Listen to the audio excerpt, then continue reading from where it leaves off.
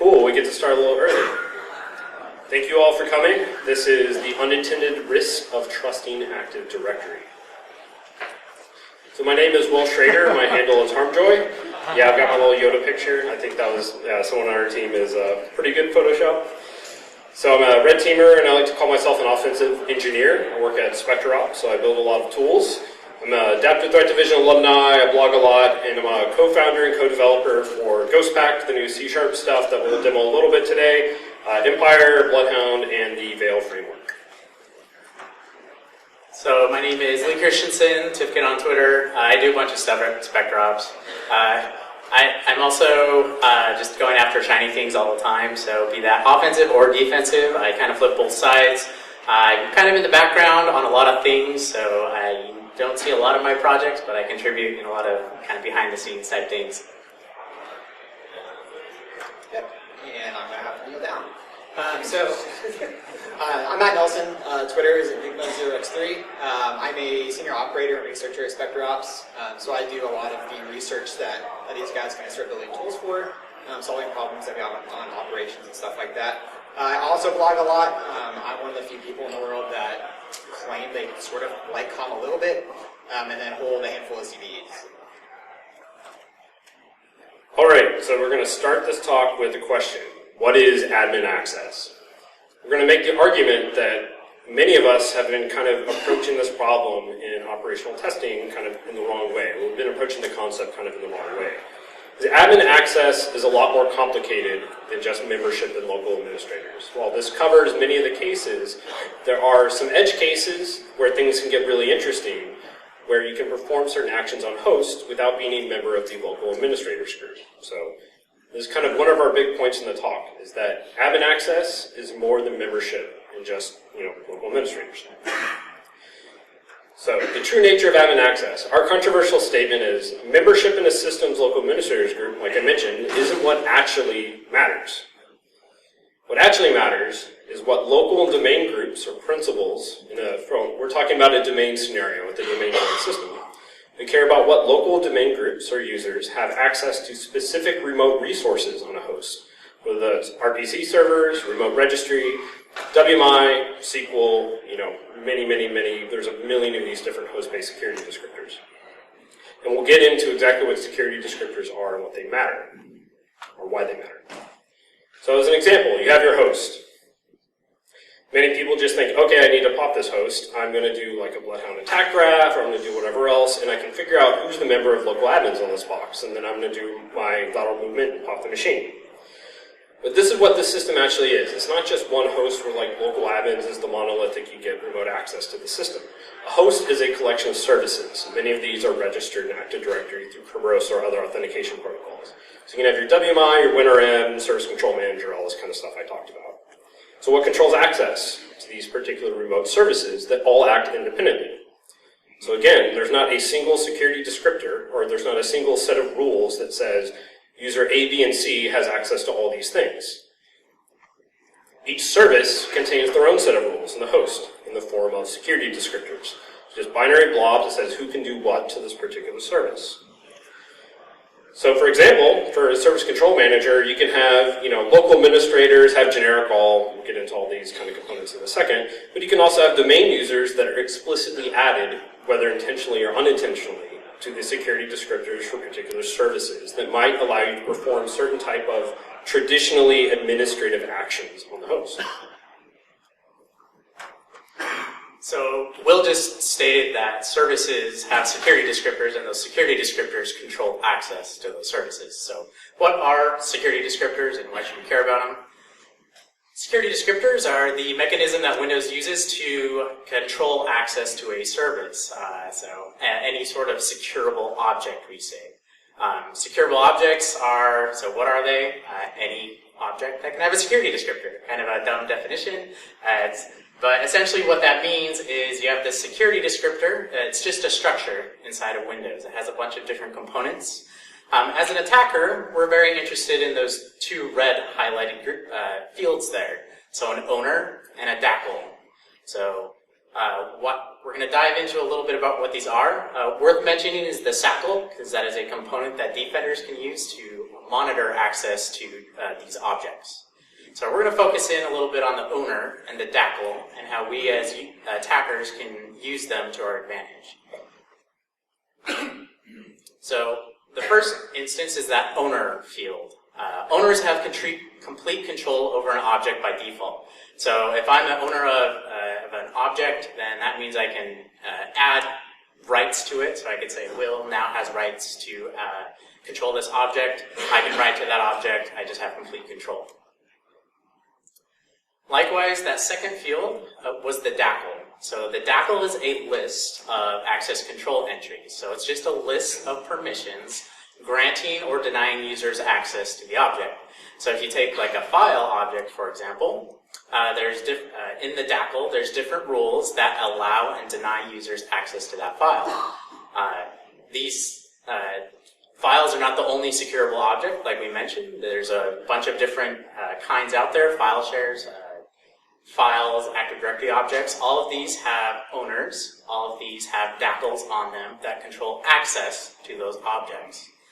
So how does this normally look? If you've ever right-clicked on a file, for example, and looked at the permissions, this is what it's looking like underneath. You can see the DACL is outlined there, and there's on the left you see the type of access. So these are allow access. And then inside, there's a list of permissions that are granted. So you can see we're allowing marketer read access in this case, and you can see that IT admin and the administrators have full control over this folder up at the top. So that's it. In this case, we're talking about a file object, the downloads folder. And in addition, so that's the DACL, and then up right underneath, you can see the owner is that IT administrator as well. So that owner can do anything to that object. So we have these objects, they have their owners and their DACLs on them. And then when another user tries to interact with that service, so let's say it's a file share, the individual service performs an authorization check. It's not some centralized component inside of Windows that's doing the authorization check or deciding who gets access to the file share. It's the file share service itself that performs the authorization check. The same goes for WMI, the Service Control Manager, etc. Those all have security descriptors that say who can access each one of those services. So what the service does is it looks at the user who's connecting to the service, and then it looks at its security descriptor and says, is the connecting user a member in the DACL, in the security descriptor? If so, we're going to grant them access. If it's not in the list of accepted users, they're going to be denied access. So fairly simple. You see this a lot. So a lot of Windows services has the local administrators group added or granted access to things. So for example, the Service Control Manager or WMI or the SIFs, the file share, local administrators by default are added to the DACLs of each one of these services. That's why they can access them. However, those local administrators could also be removed from those same security descriptors, and then they wouldn't be able to access those services anymore. Cool. So why do we really care about all of that?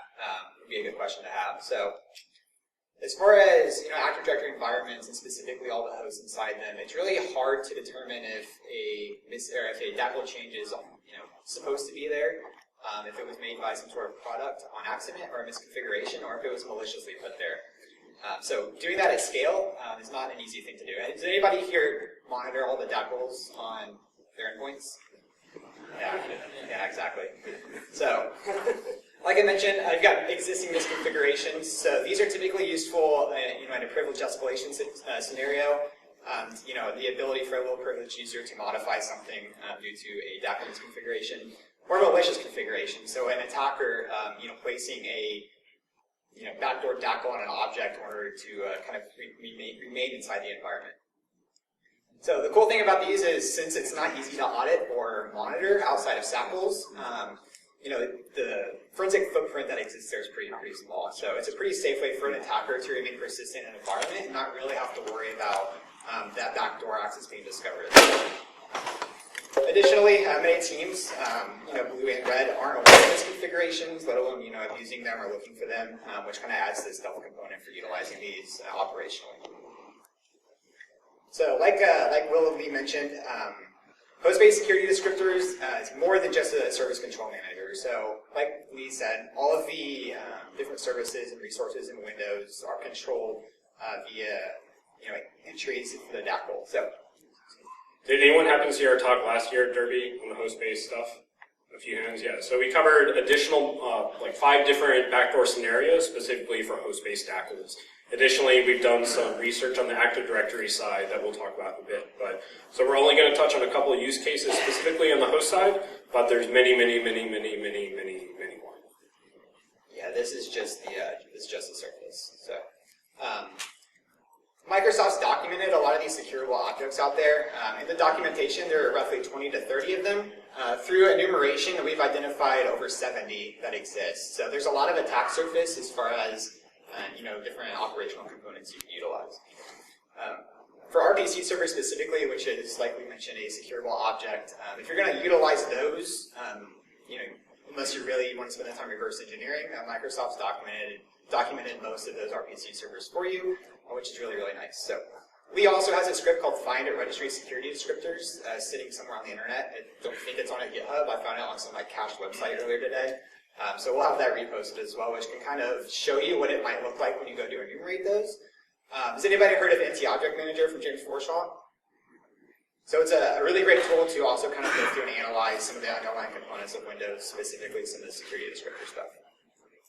So when you're using Lee scripts, this is what the output looks like. So all this does is it goes through the registry and it tries to identify any kind of binary blobs, and then it tries to convert that into a valid security descriptor, and then output that for you. So this will just kind of show you some of the different objects that are registered in the registry that have a security descriptor applied to them. And then you can manually go through the hundreds of thousands of results and kind of derive what you want to utilize there. So when we're talking about security descriptors, there are kind of 2 different kinds, per se. So there's persistent and there's kind of runtime or dynamic objects. Each object can get their security descriptor from a different place. So just because the some RPC service has a security descriptor applied to it, how it's applied might not be the same for some other object. So if you've got persistent objects, so a security descriptor that's applied to something like a file, you right-click properties via the security tab, that's the security descriptor for that file, the registry, etc. Runtime would kind of apply towards more dynamic objects, so things like processes and tokens. So security descriptors, like they mentioned, define access to what resource a user can have, which more or less defines boundaries, for a user as far as what they can do. So when you're enumerating these, we typically have an approach of enumerating locally and remotely, both privileged and unprivileged. The reason for this is because in order to enumerate some components, you have to have specific token levels and just kind of get as much information as you can, doing it locally, remotely, and privileged and unprivileged will get the best results. So an example of this, remote registry, like we will mentioned, we talked last year at Derby on something similar to this. So just think of a scenario of remotely dumping a machine's account hash. So for those of you that aren't familiar with that, thanks to Benjamin's great work and many others, you can use that machine account hash to do things like silver tickets and other various attacks. So this kind of attack, or this kind of backdoor persistent access, is going to set up to allow an attacker to remotely retrieve a remote computer's machine account hash without having any administrative access to that host. Administrative, yeah. Due to a very granular DAPL change that we've made. So the process for backdooring this would look something like this. So we're first, in order to apply the backdoor, we want to allow a specific user or group. It doesn't have to be one thing or another. It can be whatever user account or group access you want to add to it. Allowing that user to remotely access remote registry. So that's defined via the WinReg key in the registry. So you can use WMI to go over and add that specific user that you want to be able to access that. Then you just add a few different aces to some different registry hives and keys that will allow you to hold back the key material that you need to calculate and retrieve the machine account hash for that guy. So in that case, we're modifying the security descriptor of the remote registry service to allow an unprivileged user to get access to these sensitive registry keys and values. So obviously you need administrative access or privilege in the environment to do this, given it's a persistent technique. But that can allow an attacker to say, I want, for the exchange server, for the domain controller, I want to grant Nancy from HR the ability to retrieve this account hash, or I want to grant authenticated users or domain users, so that if they get back in the environment, they can immediately elevate back up that domain. So once we've added that backdoor, the process for retrieving this is pretty straightforward. So as that backdoor user or group, we're going to connect to the remote host over remote registry. We're able to do that because we've added that backdoor privilege for that specific user. Open up specific registry keys that are linked to LSA and extract those classes. Combine these classes, the values to calculate the boot key. Use that boot key to decrypt the LSA key. And then we can finally use the LSA key to decrypt the machine account hash for that remote host. So again, we're all able to do this because even though the user is not an administrator on the remote host, we've granted a specific user or group the appropriate permissions for the DAPL that allow us to access this information. Does anybody think that they would be able to see that kind of thing on their network right now? Maybe two. Once that happens, everybody gets a silver ticket. So, yeah.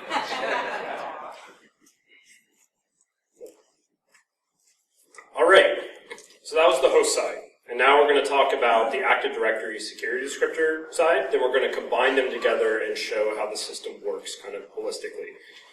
So again, all these security descriptors are just the access control model. Active Directory needs an access control model just like everything else. So one really big advantage with Active Directory is that by default, the DAPLs for almost every single object in Active Directory, users, groups, subnets, like OUs, almost everything, can be enumerated by any domain authenticated user through LDAP. So you do not have to be privileged in the domain to pull all of the security descriptor information for almost every object in Active Directory. This is actually something that's been integrated into the Bloodhound project, to where you can actually start to map these permissions at scale. Some other advantages of a backdoor approach or misconfiguration approach for Active Directory with ACLs is these changes also have a minimal forensic footprint. So even if people do find a bad thing and know it's bad, it's very difficult to, unless they had specific event log tuning on the domain controller where that change was made, when that change was made, it's very difficult to figure out who even made the change or exactly when the change was made. Changes in Active Directory for persistence also will survive operating system and domain functional level upgrades. This kind of leads into a term that we're kind of calling misconfiguration debt, to where if you have a domain that's been around for 15 years and you installed some crappy third-party thing 13 years ago that added itself all these permissions and all this kind of stuff in the access control model, even if you remove that solution as your domain is upgraded, many of these permissions likely still persist. So you just get all this cruft and things start to build on each other. And we found old permissions from, like 2003 or something like that still exist in a modern domain. Also, anti-audit measures can be taken. We're not going to touch on this really during this presentation, but a little over a year ago, Andy Robbins and myself gave a talk called An Ace Up the Sleeve at Black Hat, building the Active Directory persistent backdoor. So there's ways that you can actually prevent domain admins from enumerating the security descriptor information for specific objects or hiding principals. So even if people find the bad entry, know it's bad, know it's not a accidental misconfiguration, you can actually take anti-audit measures to mess with blue teamers even more. That was us trying to go as evil as possible. So this is the graphical representation of all that security descriptor stuff for Active Directory in ADUC. So we have permission entry for a victim user, so this is the victim object. We have the principal, so this is the person that has the rights. And we see there's a whole bunch of different rights. Some of the ones we care about are modify permissions, so you can grant yourself anything you want, modify the owner because they have full control, force reset the password, lots of other stuff. So what rights do you care about? In the white paper that's on our site, along with that was in correlation with the Ace Up the Sleeve talk, we have a 60-page Active Directory only security descriptor white paper that covers all these in more depth. But in general, we care about the generic all right, which grants generic rights to the object, the generic right object, which allows for modifications of almost all properties of a specified object, right DACL, which you don't have the ability to like force reset someone's password, but you have the ability to grant yourself the ability to force reset someone's password. Or right owner, so if all you have is right owner, you can just modify the owner of that object to yourself, and then you have full control. Object-specific rights we care about. This is not complete, somewhat abbreviated. There's a couple new ones we have in the new Bloodhound stuff. But for users, we generally care about the force reset password right. So can we reset the password without knowing the previous value? Or can we modify the service principal name so we can do targeted Kerberoasting, say an SPN, Kerberoasting, resetting it? For groups, can we modify the member property to modify group membership? For computers, we actually don't have a generic ACL-based or DACL-based takeover primitive yet outside of lapse. So you have the ability to like grant somebody the ability to read the lapse password as a backdoor, but outside of that, we don't have a generic takeover. For GPOs, we care, can someone modify the GPC file syspath? So do they have the ability to edit the GPO files on sysvol? And for domains, the domain object itself, which is a secureable object, if you have the right DACL or generic all ability over the root domain object, you can grant yourself the DC sync rights. So as an example of using Exchange. Exchange Server is one of the worst perpetrators of really messed up ACL-based configurations, or at least it was. Newer versions of Exchange have cleaned this up, but previous versions of Exchange would just grant itself 10 million rights all over the domain. And again, because, even if the domain is upgraded or Exchange is upgraded, things don't go back in and rip out the old ACL rights because people don't want to break stuff. So if you had ever installed an old version of Exchange in your environment, those bad misconfigurations are probably still there. It's a ton of stuff. So this makes it a perfect spot for us to blend within the noise. So specifically, pre-Exchange Server 2007 SP1, Exchange granted the right DACL privilege against the domain object itself for the Exchange Trusted Subsystem group. So this is a group that all Exchange servers are a member of, and that group has the ability to modify the ACL information on the root domain object. So, just as a pen test tip, I guess, if you ever compromise an Exchange server, you elevate the system, the system is going to use the machine account hash permissions or the machine account permissions when it's communicating on the network, you should be able to grant anyone you want the ability to DC sync on the domain. So you're just one hop away. Just an example, and we have a case study that will go into that. So we've talked a little bit about, on the host side, that we have these different services we can interact with now. We've also talked about how we have Active Directory. We have Active Directory objects that we can also interact with. Why this is interesting is because when you start combining those two separate kind of disparate systems together, you start introducing a bunch of different risks inside of the environment. So let's say you have an individual host not joined to the domain. That's a pretty secure host because it's in control of what can access that machine. So it can define, who controls access to the service control manager remotely. It can say who accesses like WMI, that kind of thing. That host itself is solely in control of itself. After a machine is joined to Active Directory, however, this control model changes. So the machine itself is no longer in charge of authentication. So an individual host by default is going to be using like the SAM database for authentication and using like NTLM underneath for authentication. After you join Active Directory, that changes. Kerberos and the domain controller get thrown into the situation, and that machine isn't the sole authentication provider. That permits, a variety of different attacks like silver tickets and golden tickets, which can allow an attacker access to the system. Likewise, key material is no longer stored solely on that individual host. So, for example, if the host is just isolated by itself, all the passwords are in the SAM database, and if an attacker attacks another machine on the network, they're not going to be able to immediately access this individual host because all the passwords are stored on that host only. After you join Active Directory, that changes. The domain controller has passwords in it, certificate authority, CA servers have some info, your federation services may have some stuff. All these things may end up compromising those machines may grant you access to this individual host now, since it's joined to the domain. Likewise, that individual host is no longer in control of its own security groups anymore. So by default, when you join a machine into Active Directory, the domain administrators group is added to the local administrators group. So now you have these other groups in the domain that can now access this machine. Those groups may have other groups and other users in it, and so now all of those people are implicitly trusted to access this machine. Likewise, management of that machine is no longer to that individual host anymore. Before, if it was just one host by itself, you log in, use the GUI, use whatever you want, configure the host.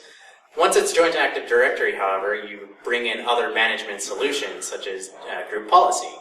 So now there's other things in the network and in the domain that are going to be influencing how this host functions and is configured, and it may result in unintended access to this host.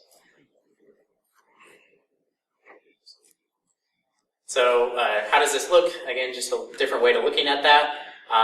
So when you're in a work group, so just that isolated computer by itself, you have local users and groups only. Those are the only security principles. You have, how do you control access to that machine? And that's based off of host-based security descriptors. So we can change like the WMI service, the service control manager individually, and grant other local users and groups to those services. Authentication is through the SAM database, so like NTLM or LM. And then how is that resource administered or configured? Usually that's like a manual process, or you may have like some like PowerShell scripts on the machine that configure the object or the host. However, once you join that machine to Active Directory, this entire model is expanded, which could result in some unintended consequences. So now you have, in terms of security principles, you now have domain users and groups being added who have control to this machine now. In terms of access, granting access to this machine, those same domain groups may be controlled by other people in the environment. So you may add a group to the local administrators group, and then a random IT administrator in a different part of the network may start adding users to that group that you never intended. Those users that were added were never intended to gain access to your individual host. In addition, you have different authentication mechanisms that can now be used to access the host beyond just like the SAM database. Kerberos, NTLM, those include different keys that you can access to gain access to this individual host. And configuration is now changed because you have things like GPOs that can be abused to configure the host. All right, same thing graphically. Hammering the point home. So we have our single host. Again, there's a million different services on it. We're going to focus just on DCOM, distributed COM. We have a local user with admin. There's a local administrators group and a distributed COM users group. That is just by default. So say this admin is a member of local admins, and we have an empty distributed COM users group. Those have the ability to invoke distributed COM objects on the system. Okay, relatively secure, randomized admin password, blah, blah, blah. So then we have our domain. We have different users, groups, machines, people logged in, and this is essentially, that Bloodhound style attack graph. So you can have domain users nested in additional groups, say domain admins. And say this machine is joined to AD. By default, domain admins are going to be added to the local admins group. So now we have lead, domain admins, everyone else that can invoke distributed COM objects. And you can also have individual domain users, other principals, that can be manually added, whether through some third-party software or maliciously or whatever, to things like the distributed COM users group. So now this person has the ability to invoke distributed COM objects and get code execution in the remote system, even though they are not in local admins. You also have all the inbound control attack paths to all these users and groups as well. So this is all the additional risk that you're introducing to this individual host by the single active admin to Active Directory. You can also have users that log in on this host, so domain principals that log in on this host. They could be members of additional other groups and everything. So the idea here is, on the first part, you have additional risk inbound into the host. And depending on the security of your host, say you don't lock it down, you have some RCE, sorry, I'm not playing it. And you have additional like outbound different kind of control objects or relationships going from the host. So someone compromised the system, it has eternal blue or whatever on it. I'm just going to keep talking while they have to chug really warm Smirnoff Ice. I'm very happy. So that machine is compromised, the token's stolen, and that person that's a member of these server admins, there's now outbound access to other nodes in the network that your machine affected. So inbound and outbound. You want me to keep talking while you're drinking? Okay. All right. Looks like me the last 2 years. So security implications. Host-based security descriptors are kind of the missing link when thinking about domain attack graphs. So we've been thinking about these domain attack graphs for a while, like the ANSI stuff, Bloodhound, John Lambert stuff and all that. So host-based security descriptors kind of help logically fill this gap in the entire system. Something I do want to emphasize there's a ton of securable objects that nobody has looked at. There's the obvious things that we've mentioned already, like WMI, the Service Control Manager, all those things. But there's hundreds of RPC servers that are accessible remotely that I'm sure none of you have ever heard of and have never looked at. So that's why we're trying to emphasize is there's all this additional attack surface that nobody's looking at that is extremely important, and we'll show why in a little bit. Likewise, we know that there's existing misconfigurations. We've blatantly shown that with Active Directory through Bloodhound, and we'll give an example of this later on. Likewise, a really important thing too is when you combine these two worlds together, you have misconfigurations on a host. Those misconfigurations can, lead to escalation or lateral movement inside of Active Directory and the environment as a whole. So essentially, like host-based security descriptors can fill in or can provide opportunities for escalation inside of Active Directory when there's not solely a single escalation path in Active Directory just itself. The inverse is true as well. So if you're trying to attack an individual host, you may not be able to gain access to it. But if you go through Active Directory, you can then gain access to that host. So it brings in additional attack paths and attack vectors to get access to whatever you're targeting. So when you join a system in Active Directory, like we kind of hammered in, you're introducing additional nodes into the access graph that may affect the security of other systems. Again, perfect world, perfect stock install and everything, there's no problem. But in the real world, there are going to be an enormous number of misconfigurations or misconfiguration debt and all these types of things, or potentially malicious backdoors. And again, you're also implicitly trusting the security of a large number of other systems in the graph as well. So you're almost certainly, as Lee mentioned, exposing your system services to more access than you realize.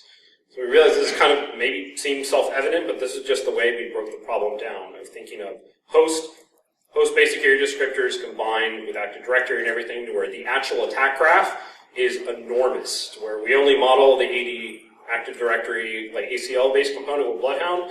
In the real world, or in the what the attack graph actually is, would include the security descriptor information for every single service and every single host, including all those hundreds or thousands of RPC servers. Something that, on that same note, is so say you have your individual host, say it's like a database that has tons of information. You want to restrict access to it and limit that as much as possible. So maybe you just allow one domain group access to that. But that domain group itself is controlled by IT administrators that may not have the same security mindset that you do. So they may inadvertently, without understanding the security implications, start adding users and other groups to that group. And so, again, it's unintended consequences. You never had that intent of granting anybody else access, but because other people didn't have the same security mindset as you, these new paths have been introduced. Cool. So first case study that we're going to talk about, kind of weaponization, we're going to pick on Exchange again. So like Will mentioned, the Exchange trusted subsystem, which contains all the administrative or all the Exchange servers in that group, typically will have a large amount of rights over the domain or the domain objects. So we can kind of abuse the remote registry backdoor to go from keeping our access in the environment by allowing any defined group or user to basically become instant DA. Video demo of this. I don't know how computers work. So add remote reg backdoor is a function we wrote to backdoor a remote registry specifically for removing or extracting the machine account hash. So let's give it a computer name. In this case, we're doing exchange. We're adding a domain user called Jason. So Jason has no privilege in the environment. He's just some random Joe Schmo. After we have added or modified the security descriptor on those objects, That's the entire background. yeah, we can now switch over to Jason here in a second. What's cool about this is a scenario, like I mentioned earlier, would be if an attacker gets kicked out, they can refish, they can add a group to that, and then kind of pivot up that way. So we've got a function called get remote machine account hash, give it the computer name as that user, and then it'll just pop out the machine account hash for remote host. So since we're doing this against Exchange, we can utilize kind of the misconfiguration that a lot of organizations kind of inherit to do some really nasty stuff. So here we're just taking that hash and we're using overpass the hash to kind of put ourselves in that context, since we've got the machine accounts hash. So we use Mimikatz to do this. The user is going to be the Exchange server dollar, so the computer account and the hash of that. So now that we're running as that, we can pop open Mimikatz again, and we can kind of demonstrate that we can do more or less whatever we want. In this case, since the Exchange trusted subsystem has a lot of control over those different objects, we can do something like DC sync, or we can instantly pull grant ourselves DC sync rights or whatever rights that Exchange server. So here we've just pulled the carry TGT hash from the domain using the backdoor that we've installed as a just having access to that Exchange server. Cool. All right. So, kind of cool. There's one, you make one little backdoor to one system. There's no malware running. You can come back in and then pop the entire domain at will forever, basically, unless someone found that backdoor in the registry on that one Exchange box and they wiped everything out. So, second case study.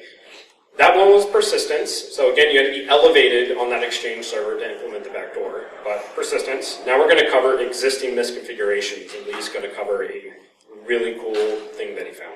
So we have a couple of ingredients. First ingredient is unconstrained delegation. So everybody perfectly understands Kerberos, so I'm just going to be able to explain this in 20 seconds. Yeah, totally. So there's going to be a link at the end if you want more information on this. But TLDR, the server is configured for unconstrained delegation. Service ticket request to that server will include the requester's ticket granting ticket stuffed in the service ticket. So user authenticates to a service in an unconstrained server. That user's TGT is stuffed in the service ticket, sent to the server, and that's cached at least for a small period of time, if not more, in LSAS on that unconstrained server.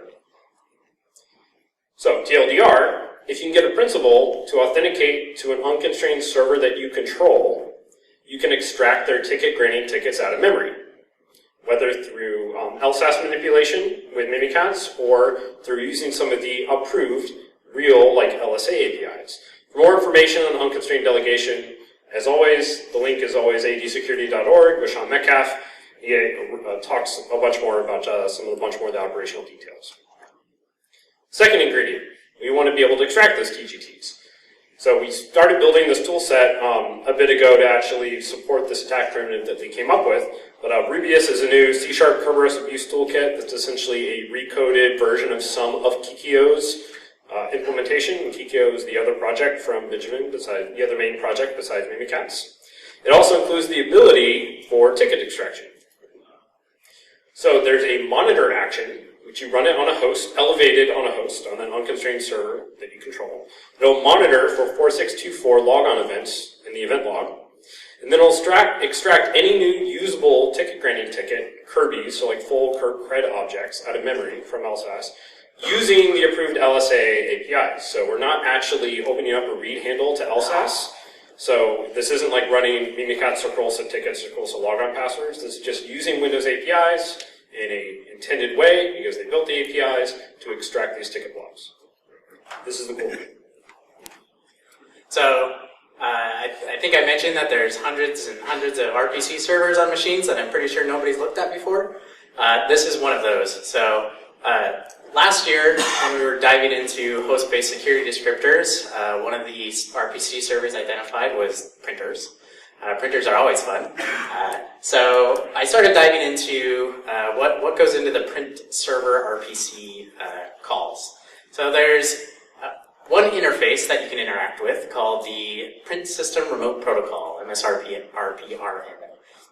Anybody ever looked at that? Nope. So, this protocol has an interesting function in it. So as I was doing one day, I was reading through the technical specifications on Microsoft's website, thrilling reads. And as I was reading through, I came across one of these methods, RPC Remote Find First Printer Change Notification. Obviously looks malicious. Essentially, the purpose of it is to, I can say as a user, I can say, hey, print server, notify me whenever you have a new print job. I'm just curious, so let me know whenever there's a new print job for whatever reason. What's the implication of this for me as an attacker? Well, how this works underneath is that any domain user can make that request of the print server. And Spooler is enabled on every single machine in modern domains. And so any user can actually request this from any print server in a domain. And so what happens is when I make that request, the print server itself, so the Spooler service, which is running a system, is actually going to immediately talk back to me just to test connectivity, and it's going to authenticate to whatever machine I tell it to. So I can say, for example, I could tell the Exchange server over there, hey, I want to monitor your print jobs, and when I say that, it's going to connect back to my machine as the Exchange server dollar account and try and authenticate to me. So why is that interesting? Well, this is a won't fix. I told Microsoft it's by design. I don't think that's a good idea, but my musings they were not listened to. So again, what does this look like? So let's say I as the attacker, I'm on that top machine over there. I'm going to talk to this server over there and using this print protocol. I'm going to say, please authenticate to other hosts down there. When I make that request, the server is then server dollar, that's the server's domain account, is going to authenticate to SMB to other hosts. I get to choose, so I can coerce that machine to use Kerberos or NTLM authentication when I make that request. So why is that interesting? Bunch of different abuse scenarios, but we're just going to talk about that first one there, talking about unconstrained delegation. So if we compromise an unconstrained delegation server, I can use this to coerce the domain controller to authenticate back to me. When the domain controller authenticates to me, it's going to send its TGT, and I can use that TGT to DC sync because, So this is the recipe. I compromise a server that has unconstrained delegation. I start monitoring for TGTs using Rubius. And so it's going to check every 5 seconds for new people logging onto the machine. And then I'm going to use this printer bug to coerce a domain controller to authenticate to the server that I've compromised using spool sample, which is a tool I wrote. So.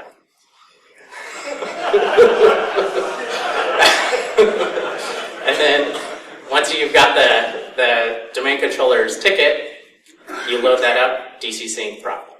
So what does this look like?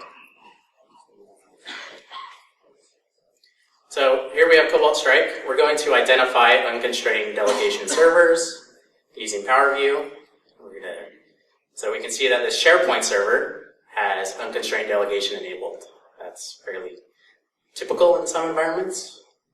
So now we're going to pivot over to that SharePoint server. I don't know how, maybe we found some more privileged user, an IT admin's cred, whatever. We're going to pivot to that machine. Now we're on an unconstrained delegation server. We're going to start monitoring for new ticket granting tickets using Rubius. So now we're going to be monitoring specifically for the domain controller logging into this machine. And when it logs in, we're going to dump its ticket. So we're going to execute that. It's now monitoring for new logins. We're going to use spool sample to request that ticket. So this is going to coerce the domain controller to authenticate to the SharePoint server that I've compromised. I execute it. We wait a little while for this to happen, and you can see the domain controller authenticated and sent its TGT. Now we can extract the base64 encoded version of that. We're going to write that to a file using some PowerShell, that ticket.kirby. This is on my attacker's host. I'm going to write it there, go ahead and execute it. Now we're going to load it up. We're going to make a sacrificial logon session so we don't screw anything up. So, yeah, the password doesn't matter here. I'm just doing this so I don't clobber the current logon session. Then I'm going to load up the Kerberos ticket using Beacon. So Kerberos ticket use, path to the ticket I just loaded. Now that's going to be loaded up. And because I'm a domain controller now, I can use DC Sync to request any user's password.